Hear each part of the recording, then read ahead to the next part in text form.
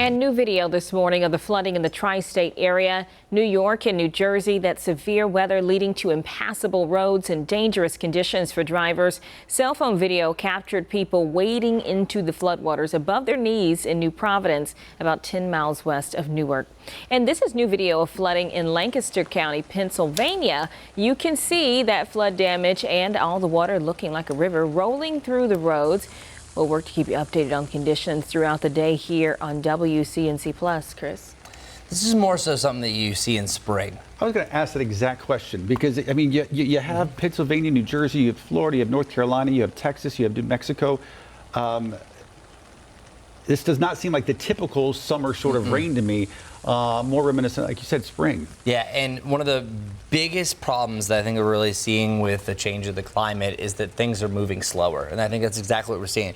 Twice this year, we've had what's called atmospheric blocking. Remember, nothing was really moving at all. Yeah. Hurricanes are moving slower, and I think that's the deal. We've had the same front that's kind of just drifted across the United States. But this is crazy. That's not a technical term, but I've done this for 15 years now, and I haven't seen a couple weeks like this, especially in July. And it's notorious to have thunderstorms this time of year, but like you said, Lancaster, Pennsylvania, up into New York, Boston, Chicago, naming a few. And check out these rain totals. And I want to keep your mics up because this is staggering over the last 24 hours. Okay. So this is west of New York, seeing a range of 5 to 7 inches during a short time period. The average time is about 1.5 to 3 hours. That's why they saw such a staggering total. Here's what's happened near Lancaster, as we mentioned, that little bullseye around West Hempfield.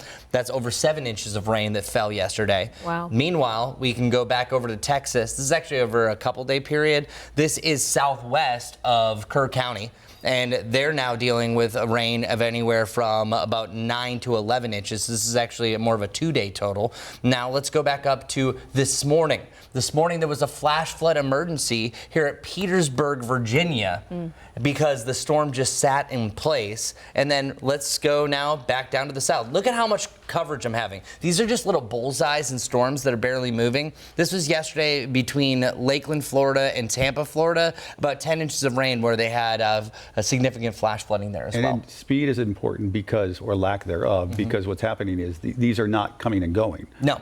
They're coming and staying, and thus the reason you're getting the totals you see. And I was actually looking at the data, and this is a little bit more advanced, but some of the precipitable water, so that's pretty much, say if you took the atmosphere and you squished it down, that's how much rain could fall on a given point. Well, what's interesting is for July, many of these values are in the 75th to 99th percentile where they should be this time of the year. So that's another big reason. So you have more moisture and they're moving slower, and that's where you're seeing all these isolated dots in these areas of flash flooding.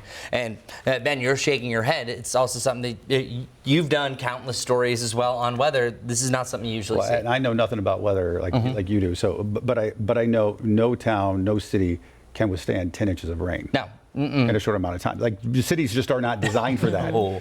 And even the flash flooding that we were seeing here a little bit closer to home, that was actually around Raleigh, they had a flash flood warning from about 2 inches of rain, and that was in less than an hour. So it just depends on the time frames, and especially if you're around forks of rivers, say some shallow streams, that's going to up the flooding, or if you had previous rain that elevated different streams. There's a bunch of different factors here, from geology to meteorology, that lead this. But here's also another way that you can have this. It's called training storms, where one storm builds after another. That's also another example of what we potentially actually could see up in the foothills a little bit later on, because when it rains, that rain creates cooler air, and then it drives into the relatively warmer and moist air, and that can form more storms. So that's one of the most classic ways to flood. And then we have now a moderate flood threat for really northwest of Charlotte. That again is around Pennsylvania, where they could see the same scenario again for tomorrow, and then it starts to come down a little bit before it could ramp back up by the weekend. As far as how much rain that we're going to see a little bit closer to home,